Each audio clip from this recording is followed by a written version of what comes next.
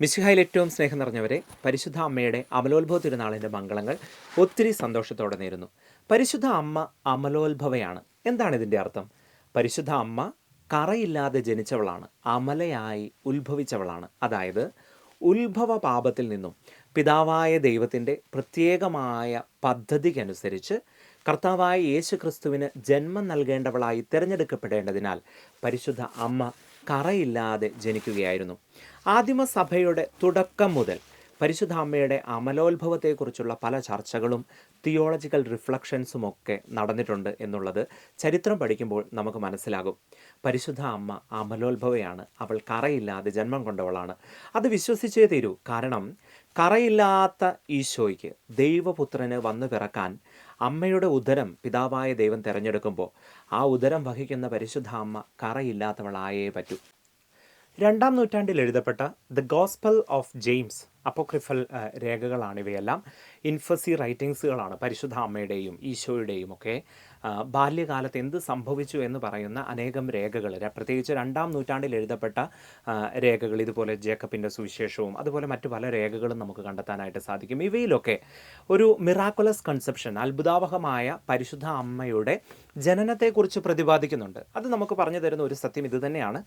ആദ്യകാലം മുതൽ പരിശുദ്ധ അമ്മയുടെ ഈ ഒരു അമലോത്ഭവത്തെക്കുറിച്ച്, പരിശുദ്ധ അമ്മ കറയില്ലാത്തവളായാണ് ജനിച്ചത് എന്നതിനെക്കുറിച്ച് ആളുകൾ ചിന്തിച്ചിരുന്നു, പഠിച്ചിരുന്നു. പ്രത്യേകിച്ച് ആദിമ ക്രിസ്ത്യാനികൾ ഈ കാര്യങ്ങളൊക്കെ ധ്യാനിച്ച് പ്രാർത്ഥിച്ചിരുന്നു എന്നുള്ളതാണ് സത്യം.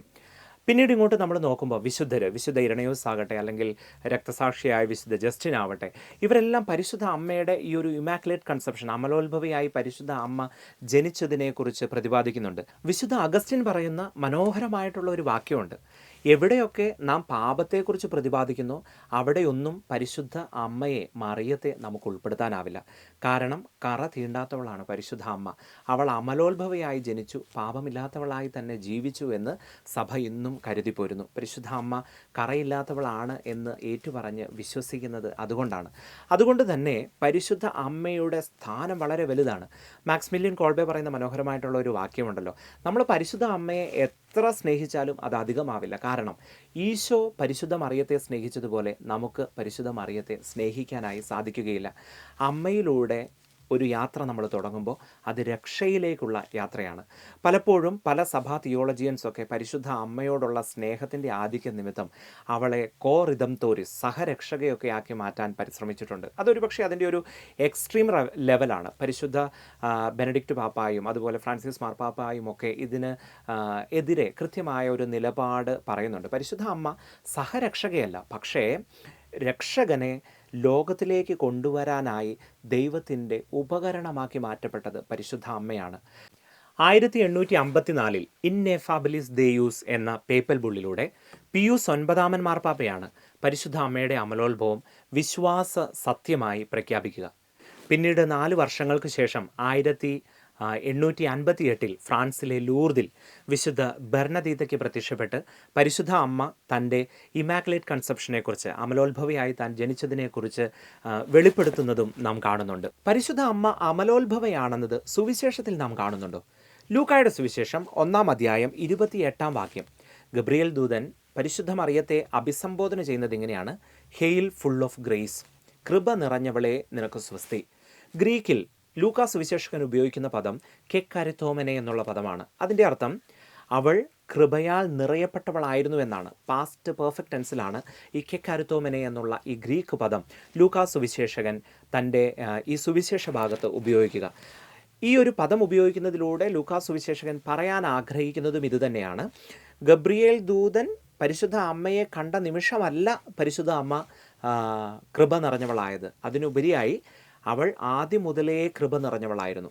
കൃപ നിറഞ്ഞവൾ എന്ന് പറഞ്ഞാൽ പാപമേൽക്കാത്തവൾ എന്ന് തന്നെയാണ് അർത്ഥം. കാരണം ദൈവകൃപ വസിക്കണമെങ്കിൽ ഹൃദയവും ശരീരവും പാപം ഇല്ലാതെ ആയിരിക്കണം. അതുകൊണ്ട് തന്നെ പരിശുദ്ധ അമ്മ കറയില്ലാത്തവളാണ്. പരിശുദ്ധ അമ്മ പാപത്തിൽ നിന്ന് മാറ്റി നിർത്തപ്പെട്ടവളാണ് എന്ന് നമുക്ക് വിശ്വസിക്കാനായിട്ട് സാധിക്കും. ഉൽപ്പത്തിയുടെ പുസ്തകം 3-ാം അധ്യായം 15-ാം വാക്യം: നീയും സ്ത്രീയും തമ്മിലും അവളുടെ സന്തതിയും നിന്റെ സന്തതിയും തമ്മിലും ഞാൻ ശത്രുത ഉളവാക്കുമെന്ന് പിതാവായ ദൈവം സാത്താനോട് പറയുന്നത് നമ്മൾ കാണുന്നുണ്ട്.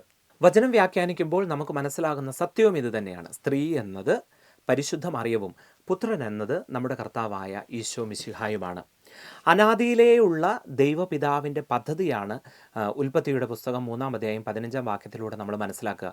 ദൈവപുത്രന് ജന്മം നൽകാൻ സാത്താനെ പരാജയപ്പെടുത്തുന്ന, മനുഷ്യനെ രക്ഷയിലേക്ക് നയിക്കുന്ന, ദൈവം മനുഷ്യനായി ജനിക്കുമ്പോൾ ജന്മമെടുക്കേണ്ട ഉദരം പരിശുദ്ധാത്മാവിൻ്റെ കൃപയാൽ, ദൈവീക പദ്ധതിയാൽ പ്രത്യേകമാവിധം സംരക്ഷിക്കപ്പെട്ട് പരിശുദ്ധ അമ്മ കറയില്ലാത്തവളായി ഉത്ഭവിച്ചു.